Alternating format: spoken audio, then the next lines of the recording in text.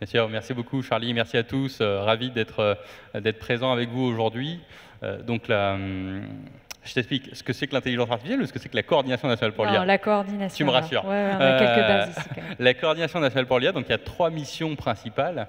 Une première mission qui est une mission d'investissement avec un budget d'1,5 milliard d'euros, qui prend essentiellement aujourd'hui la forme de subvention dans le cadre de France 2030, mais qui peut tout à fait prendre la forme également de commandes publiques, d'investissement en capital, pour être capable de mobiliser l'ensemble des leviers qui vont nous permettre d'accélérer la stratégie de développement de nos acteurs. Voilà. Une mission d'investissement, une mission plutôt de coordination interministérielle, de manière à s'assurer que tous les ministères, ou en tout cas les principaux concernés par l'IA, vont bien dans la même direction, communiquent de la même manière sur les mêmes sujets, enfin quand finalement il y a bien un consensus sur la manière de mener l'action publique dans le domaine de l'intelligence artificielle, et qu'on maximise du coup l'impact de cette action publique. Et la troisième mission, c'est une mission plutôt d'animation d'écosystèmes, de mise en relation, pour essayer de maximiser ce qu'on appelle l'effet réseau. Vous savez que dans la Silicon Valley, on dit que tout le monde se connaît, les entrepreneurs, les VC, les big tech, etc. L'intérêt de ça, et il peut y avoir des éléments, par exemple le fait qu'ils se chassent les talents entre eux, peut-être qu'à l'échelle de l'entreprise, ça peut être vu parfois comme négatif. En fait, à l'échelle de l'écosystème, c'est extrêmement positif parce qu'on a énormément de partage de savoir-faire, d'idées entre ces entreprises. Et donc, on veut essayer de maximiser aussi la mise en place de cet effet réseau sur le territoire national. Et récemment, il y a eu un comité donc, sur l'intelligence artificielle générative qui a été créé. C'est Elisabeth Borne qui l'a annoncé. Tu as un lien, toi, avec tout ça ? Tout à fait. Donc, il a été récemment annoncé, comme tu le disais, sous présidence de la Première ministre. Son objectif, c'est d'être capable via un comité externe, qui se veut être externe, hein, c'est important de souligner le point. L'idée, c'est pas justement... les administrations travaillent déjà ensemble sur la définition de la stratégie nationale pour l'IA. On a besoin de confronter les idées de l'administration ou les associer aux meilleures idées qui viendraient du grand public. On a besoin donc de ce comité externe pour mobiliser l'ensemble de l'écosystème. Donc c'est une mission qui a une durée de 6 mois avec une remise des recommandations officielles en mars 2024, mais on a quand même l'objectif d'avoir des points d'étape de manière à ne pas attendre justement 6 mois pour lancer des nouvelles initiatives sur l'intelligence artificielle, et en particulier le périmètre de ce comité, c'est l'intelligence artificielle générative, mais d'être capable le plus rapidement possible d'aller implémenter les meilleures de ces recommandations. Et du coup, mon rôle à moi, dans le cadre de ce comité, d'une part, je suis le premier client des recommandations de ce comité, puisque l'objectif, c'est que ça alimente la stratégie nationale pour l'IA de manière à ce qu'on puisse lancer des nouvelles actions, des actions qui sont efficaces, qui ont de l'impact. Et par ailleurs, j'ai aussi un rôle de facilitateur, de manière à pouvoir mobiliser l'ensemble des administrations lorsqu'on a un besoin d'expertise spécifique. Typiquement, si on s'interroge sur l'IA frugale, on peut très bien mobiliser le service Ecolab du ministère de la Transition écologique. Si on a des sujets sur la formation, on va interroger la DGCIP, au MESR, etc. Voilà, donc mobiliser l'administration, l'interministériel pour avancer le plus efficacement possible dans ce comité. Bon, alors aujourd'hui, quelle est un peu la stratégie quand même nationale de la France sur l'IA? Alors peut-être qu'est-ce qu'elle était peut-être avant, parce que ça va tellement vite que j'imagine que ça a un petit peu bougé. Ouais. Elle a été lancée en 2018, donc suite à la remise du rapport Villani. La première étape, c'était 2018-2022 avec un budget d'1,85 milliard d'euros. L'objectif, c'était vraiment de structurer l'écosystème national en IA, et notamment l'écosystème R&D en IA, en fait, pour utiliser un vocabulaire martial, il fallait se mettre en ordre de bataille, chasser les doublons, identifier nos meilleurs acteurs, les rassembler, mettre en place des initiatives communes, etc. Ça a donné lieu en termes de livrables à la mise en place du supercalculateur Jean-Zé, à 300 programmes doctoraux, plus de 150 chaires de recherche, à la mise en place des instituts 3IA. Et donc, on est en ordre de bataille, on passe à l'étape 2, qui a été lancée mi-2022, et j'en ai pris la coordination en janvier 2023, et qui a pour objectif officiel, son titre, c'est diffuser l'IA dans l'économie. Donc toute notre action doit porter sur cet objectif de diffusion de l'IA dans l'économie. On a identifié, je ne veux pas être trop long sur cette présentation de la stratégie, mais 3 grands axes pour pouvoir atteindre cet objectif de diffusion. La formation, aussi bien des spécialistes de l'IA que ce qu'on appelle les IA plus X. On parlait ce matin de pluridisciplinarité dans le domaine de l'intelligence artificielle avec ces domaines connexes. C'est hyper important, les IA plus X, pour être capable d'intégrer les technologies d'IA dans les différents métiers. Également, ça c'est la formation initiale et la formation continue, donc on a besoin de ces talents.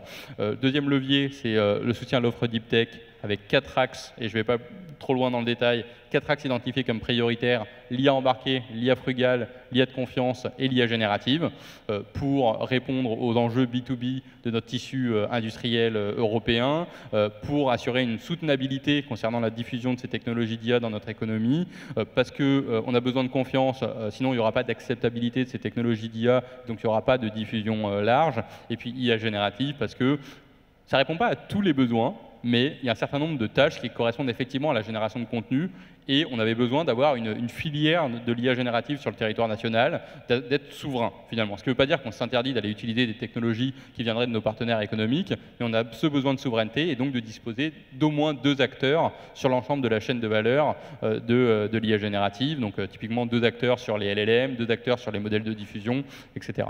Et pour terminer ma réponse qui est trop longue, le dernier levier, c'est ce qu'on appelle le rapprochement entre l'offre et la demande. Donc c'est la mobilisation de tous les intermédiaires de l'IA, les avocats, les juges, parce qu'il va y avoir des contentieux en IA, et donc il faut que ces acteurs soient compétents pour les traiter, ces contentieux, les compagnies d'assurance, de manière à pouvoir assurer les technologies d'intelligence artificielle qui seront commercialisées, les centres d'essai, les organismes de certification, etc.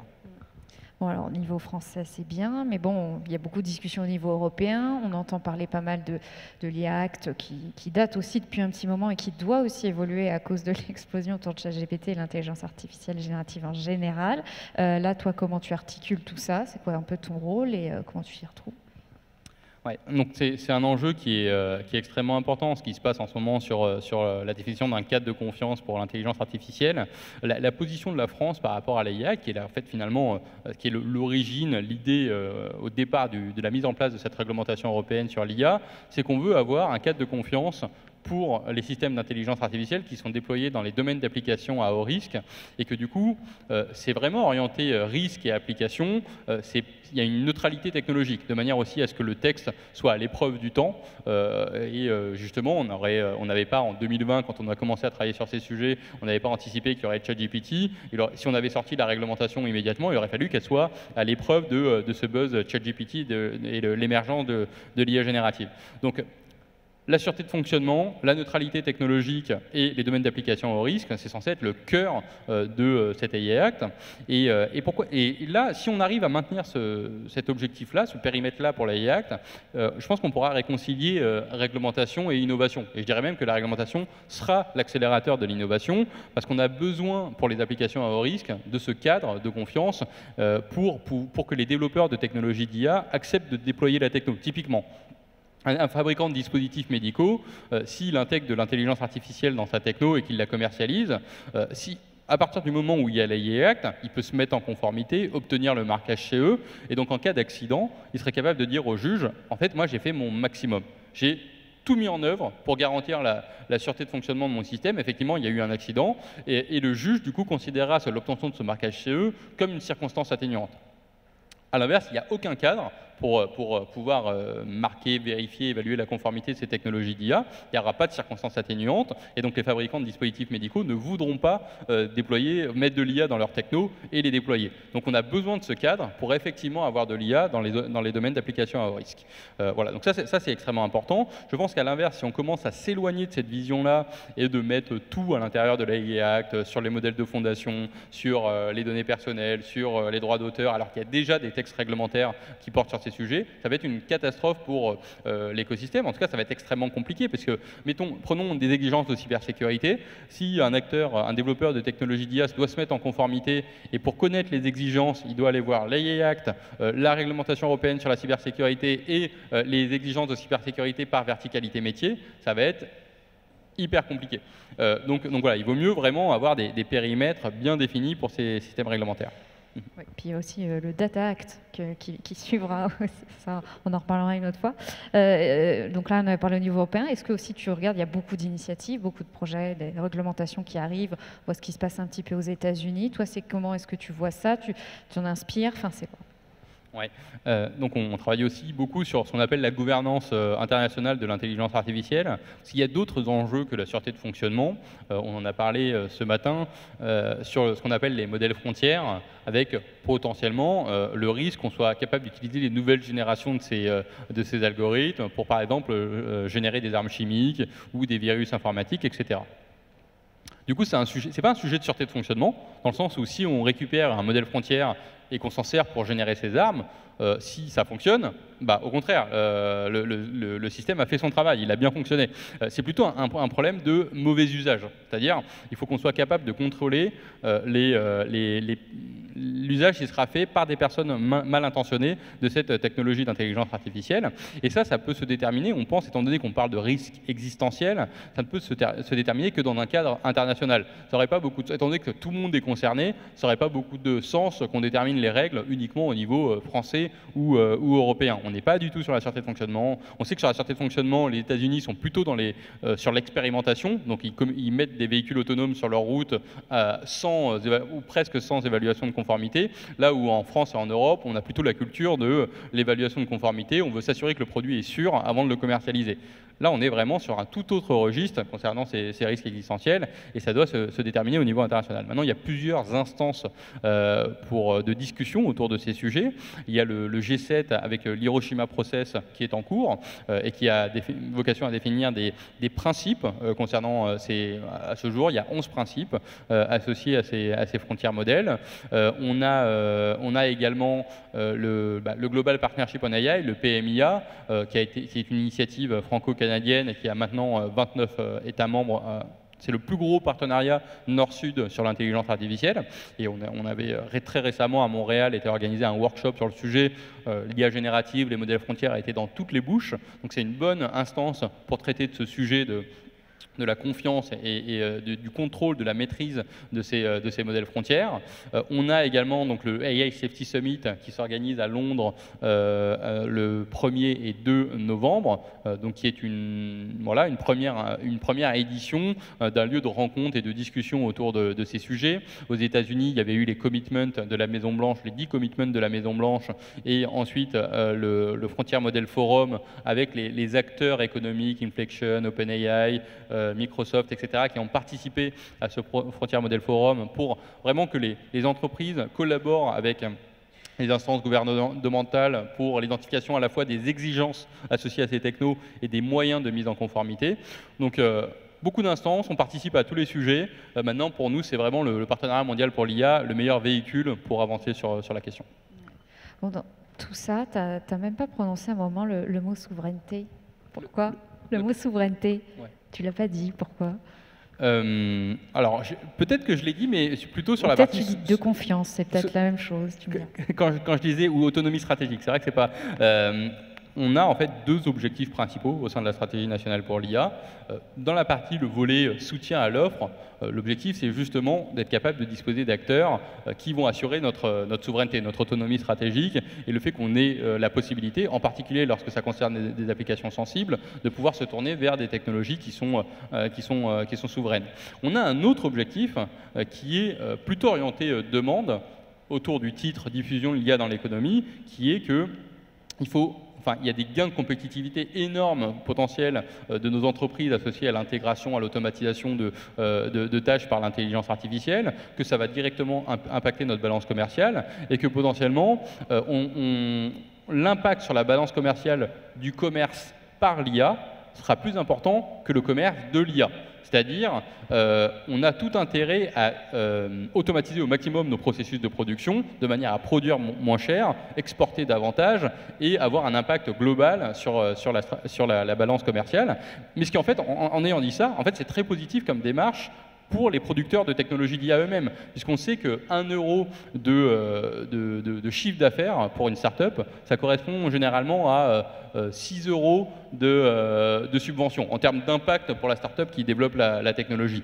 Donc c'est en fait parvenir à mettre en place les moyens, les dispositifs qui permettent d'accélérer l'intégration de ces technologies d'IA. En fait, c'est aussi la meilleure manière de soutenir le développement d'une offre sur le territoire national et européen. Bon, c'est quoi un petit peu là, les prochaines étapes, si tu peux un peu nous éclairer? Je ne vais pas te demander le calendrier non plus parlementaire, mais voilà, qu'on sache un peu. Donc on a déjà les toutes premières étapes, c'est associé donc aux récentes annonces qui ont été faites, et notamment par le président à Vivatech, sur la mise en œuvre de la stratégie sur l'IA générative, avec un premier dispositif qui est en cours, dont la relève aura lieu le 24 octobre, avec déjà des très bons dossiers constitués. N'hésitez pas à vous rapprocher de ces consortiums, il ne reste plus beaucoup de temps. Si le dispositif fonctionne très bien, on pourrait très bien avoir d'autres relèves. Mais donc on a ce premier dispositif qui est sorti. On en a un autre, on travaille sur la mise en place d'un grand challenge dédié à l'IA d'usage général, donc autour de l'organisation de campagnes d'évaluation pluriannuelles pour, dans un sentiment de coopétition, pouvoir comparer les performances de nos champions de l'IA générative avec des participants internationaux. On veut avoir les champions des États-Unis, par exemple, Inflexion, OpenAI, etc., qui participent à ces campagnes d'évaluation de manière à accélérer le développement de nos champions. Donc ça, on travaille beaucoup sur ces sujets autour de la définition des principaux cas d'usage, des cas d'usage les plus stratégiques pour la France, pour ces campagnes d'évaluation. Et ensuite, il y a sur le volet calcul, l'extension de Janzé à hauteur de 40 millions d'euros qui sera mise en place à court terme. Hein. Les travaux ont déjà été amorcés. Et puis, la mise en place d'un supercalculateur de classe Exascale qui devrait être livré fin 2025, début 2026, pour soutenir justement les besoins en calcul de nos développeurs de gigamodèles génératifs. Donc ça, on travaille beaucoup sur ces sujets-là en ce moment. Dernière question, parce qu'il y a sûrement pas mal de startups dans la salle. Je ne vais pas leur dire comment te contacter voilà, mais est-ce qu'il y a des choses justement sur lesquelles elles ont des attentes particulières, elles viennent te voir pour des choses, voilà. Ouais, je ne suis pas sûr d'avoir entendu la question. Ouais, si les startups ont des attentes particulières aujourd'hui, elles viennent te faire un petit peu, tu vois, leur liste de Noël, quoi. Ce que je peux dire déjà, rappeler aussi la manière dont on interagit avec les startups avant d'aller justement sur le sujet de quelles sont les attentes, un peu la synthèse de ces attentes. La manière dont on interagit avec les startups, ça se fait bien sûr de manière bilatérale. Quasiment tous les jours, on a au moins une interaction, on reçoit une start-up pour échanger sur ses problématiques, sur ses besoins et la manière dont on peut faciliter le développement de cette start-up. On passe aussi beaucoup par des hubs, des clusters de start-up. On est en interaction permanente avec le hub France IA, avec France Digital, avec des enjeux autour du fait il faut absolument qu'on ne représente pas que l'Île-de-France, en gros, dans les besoins, dans les interactions qui sont représentées. Ça, c'est plutôt un message que j'envoie à ces clusters. Il faut absolument être capable de mobiliser l'écosystème IA sur l'ensemble du territoire national, de manière à ce qu'on prenne en compte les différents besoins et qu'on puisse les intégrer dans notre stratégie. Donc ça, c'est une autre manière d'interagir avec la stratégie IA. Et d'ailleurs, une manière très concrète dont ça se passe, c'est ce qui a été fait sur la normalisation. Donc dans le cadre de la IA Act, on a besoin de produire des normes qui seront harmonisées. Du coup, il y a un certain nombre de commissions de normalisation qui sont mobilisées sur le sujet, et notamment le CNCNLEC au niveau européen qui a reçu la mission de produire des normes harmonisées pour la IA Act. Et les normes, elles sont produites directement par les entreprises. Donc il faut que nos entreprises françaises participent à ces commissions de normalisation de manière à influencer les normes qui seront mises en place. Or, c'est très facile pour des grosses entreprises, et en particulier pour des big tech, de mobiliser un ETP à temps plein sur ce sujet de la normalisation. Pour une start-up qui a que 6 ETP, consacrer un ETP à 100% à la normalisation, c'est presque inconcevable. Donc on avait besoin d'avoir une instance qui permettait de consolider justement les avis, les retours, les enjeux de l'écosystème start-up au sein de ces commissions de normalisation, et on a missionné France Digital et le France IA sur cette mission, et donc ils le font encore aujourd'hui. Voilà. Et puis bien sûr, il y aura le comité sur l'IA générative qui sollicite régulièrement des startups pour essayer aussi, dans un mode de consultation élargi, d'intégrer vos retours pour alimenter la stratégie nationale pour l'IA. La porte est ouverte. Merci beaucoup, Guillaume, d'être venu.